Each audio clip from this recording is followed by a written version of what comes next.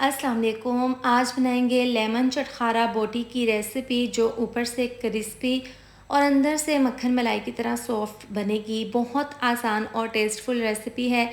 घर पर दावत हो, पार्टी हो, इससे आसान और बेस्ट रेसिपी कोई नहीं है। तो वीडियो को लास्ट तक ज़रूर देखें। अच्छी लगे तो लाइक और शेयर कर दें, साथ में आप चैनल को भी सब्सक्राइब कर दें। तो चलिए मज़ेदार सी लेमन चटखारा बोटी बनाना शुरू करते हैं। इसके लिए मैंने यहाँ पर बीफ बोनलेस लिए है 800 ग्राम, और बोटी का साइज़ थोड़ा सा बड़ा ही रखा है क्योंकि पकने के बाद, फ्राई करने के बाद इसका साइज़ छोटा हो जाता है। सब बोटियों को डाल देंगे प्रेशर कुकर में, और इस तरह से डालने के बाद अब इसके अंदर फ्रेश लहसुन का पेस्ट 2 चम्मच डाल देंगे। ये डालने के बाद इसके अंदर डाल देंगे 2 गिलास पानी, और पानी डालने के बाद इसमें जायके के हिसाब से आधी चम्मच डाल देंगे नमक, अच्छे से कलर के लिए आधी चम्मच डाल देंगे हल्दी। इसको मिक्स कर लेंगे। मिक्स करने के बाद इसको हम पूरे 18 से 20 मिनट के लिए पकाएंगे क्योंकि बोटियाँ साइज़ में बड़ी हैं, तो इसको हम 18 से 20 मिनट के लिए पकाएंगे और इसको हमने पूरा 100% गला लेना है। अब यहाँ पर देखें इसकी फ़ाइनल लुक। यहाँ पर ये अच्छे से गल चुकी हैं, पानी इसका खुश्क हो गया है, बहुत ज़्यादा ये गर्म है। अब इसको हम अलहदा बर्तन में निकाल लेंगे। इसकी मैरिनेशन करेंगे तो यहाँ पर 1 चम्मच है साबुत धनिया, जिसको मैंने हल्का सा दरदरा सा कूट लिया था। इसके साथ ही आधी चम्मच कुटी हुई लाल मिर्च डाल देंगे। ये डालने के बाद इसके अंदर डाल देंगे 1/4 चम्मच पिसा हुआ गरम मसाला।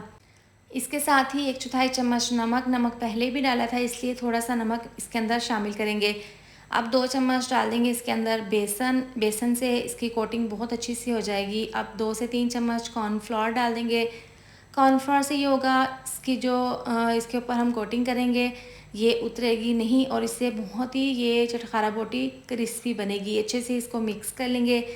अब इसको चटपटा और चटखारा फ्लेवर देने के लिए 3 अदद लेमन का रस निचोड़कर इसको मिक्स कर लेंगे। ज़बरदस्ती हमने इसकी मैरिनेशन कर ली है। अब इसके ऊपर सफ़ेद तिल छिड़क देंगे, जिससे ये देखने में और खाने में बहुत ज़्यादा टेस्टफुल लगेगी। अब इसको हमने कवर करके 1 घंटे के लिए रेस्ट के लिए रख देना है।